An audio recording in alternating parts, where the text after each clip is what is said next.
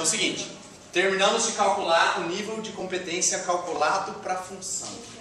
Então, o que vocês identificaram que é a diferença do NCC organização para o NCC função? Primeira coisa, a gente está avaliando a mesma pessoa, certo? O José aí que está no cargo que vocês escolheram. Mas o que diferencia esse número? Por que ele tem 4 no NCCF e 3,33 no NCCO? O que é essa diferença entre as duas? É o quanto que ele precisa desenvolver? Não. Nos dois é a nota dele, você avaliou ele. Mas aí, no caso, ele foi avaliado no geral e o outro só no funcionário. Exatamente. Então, se a gente for fazer uma comparação, ou se a gente quiser desenvolver esse cara, a gente tem duas opções. Uma, trabalhar ele voltado para a função, a outra, trabalhar ele voltado para as competências gerais da organização. Qual destes a gente vai usar? Depende. Depende do propósito. Então, eu só coloquei aqui alguns gráficos para vocês que a gente normalmente faz quando a gente tem estes números. Por exemplo, aqui no nível de competência da função, qual que era o número máximo que a gente podia ter ali? 5, certo? Então aqui o que eu fiz? Eu peguei aqueles mesmos dados, coloquei uma escala de 5 pontos. 0, 1, 2, 3, 4, 5, 0, 1, 2, 3, 4, 5. Para cada uma das competências: liderança, comunicação, organização, engajamento, foco no cliente, criatividade, foco em resultados. Aí eu fiz um pontinho, ó. Aqui ó, é 3,8, aqui é 2, alguma coisa, aqui é 3, aqui é 4, aqui é 4,2, aqui é 4. Aí você marca um pontinho em cada um deles. Você já tinha visto esse gráfico antes? Não tinha um mais complicado, hein? Não, acho que esse é mais complicado. Não, dá bem, ele pode ser tridimensional. Não, então larga não. Mas vocês... Não, na coluninha eu fiz também. Mas vocês não gostam desse, pessoal? Não, Na verdade, é psicóloga. Não, mas esse gráfico ele é legal. Ele não é tão difícil quanto parece, ó. É só assim, você consegue olhar rapidamente. Legal não, né? Calma, a ideia é legal. Vou convencer vocês. Você consegue bater o olho e olhar rapidamente onde esse cara precisa melhorar. Onde que ele precisa melhorar? Para qual competência?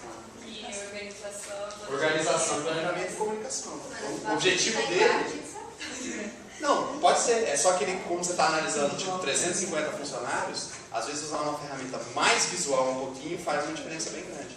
E quem vai fazer, na verdade, esse gráfico é o Excel. Como que você monta esse gráfico? Pega as últimas colunas do seu... As últimas 2 colunas da última tabela, vai inserir gráfico radial. Pum, ele publica sozinho. Tá? Então, essa é uma das ferramentas que a gente utiliza. É uma ferramenta muito boa para impressionar chefe também. Se vocês quiserem colocar, ele vai achar que o seu trabalho ficou muito melhor. E é verdade isso, assim, não ficou melhor, mas ele parece melhor. Porque isso mostra, não parece um gráfico até meio científico? Isso não é, ele só está mostrando as competências para cada função. Mas esse é um jeito de você agregar valor, mostrar a importância do teu trabalho para o teu superior. Né? Você quer mostrar resultados, olha, você pode notar aqui que esse cargo a gente tem um desequilíbrio na organização, planejamento e comunicação. Por isso que eu queria fazer agora o curso de comunicação com o público e fazer uma aula sobre organização do tempo.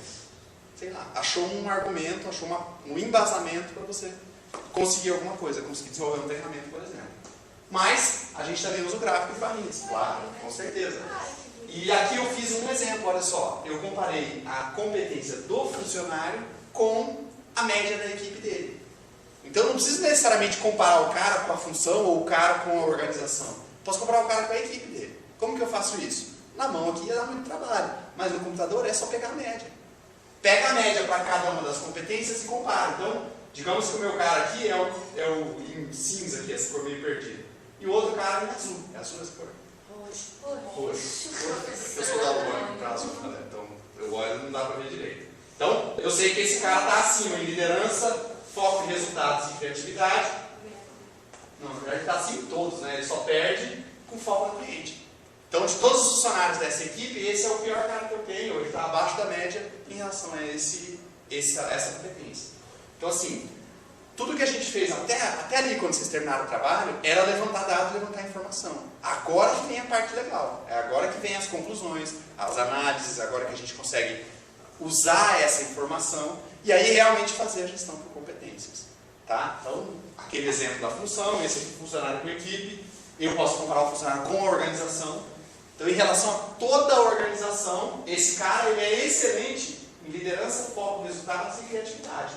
Agora, se eu comparar com o médico de toda a organização, ele não é bom em organização e planejamento, nem em comunicação. Está abaixo da média.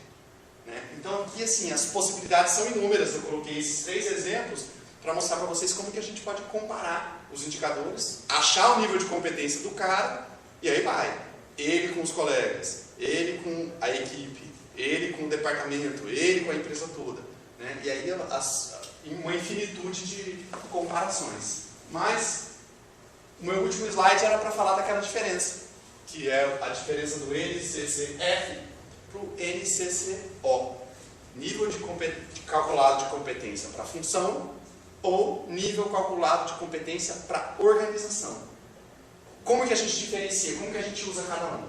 O nível calculado de competência para função, a gente vai usar para treinamento. O nível calculado de competência para organização, a gente vai usar para desenvolvimento. Por quê? Qual que é a diferença entre treinamento e desenvolvimento? Já que vocês tiveram essa disciplina, né? Não. Treinamento e desenvolvimento?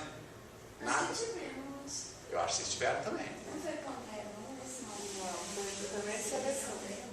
Mas vocês já ouviram falar de treinamento e desenvolvimento? Qual que é a diferença essencial do treinamento e desenvolvimento? Treinamento eu ensino o cara a fazer o quê? Treinamento, pessoal, é você capacitar para o cargo.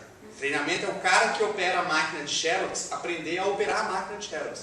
Ele aprende alguma coisa ligada diretamente à função dele. Logo, o nível de competência calculado da função serve para treinamento. Para você identificar o que eles chamam de oportunidades de treinamento.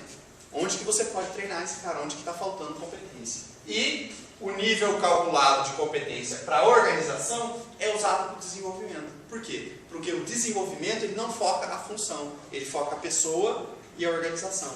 Então, quando você descobrir que aquele nosso amigo do gráfico anterior é péssimo em organização e planejamento e comunicação, você sabe para onde você tem que direcionar o desenvolvimento dele. Pode ser que para a função dele, ele não precise nem de comunicação nem de organização. De repente o cargo dele, isso não são coisas importantes. Né? Ele é um cara, sei lá, ele faz pesquisa, desenvolve cálculos estatísticos na sala dele perdido, lá maluco. Ele não vai precisar dessas competências naquela função. Mas esse cara faz parte da tua organização, esse cara precisa crescer junto com a tua organização, ganhar mais, ir para alguns departamentos ou crescer na própria função. Em algum momento ele vai precisar desenvolver essas competências. Então o NCCO a gente usa para o desenvolvimento. Beleza?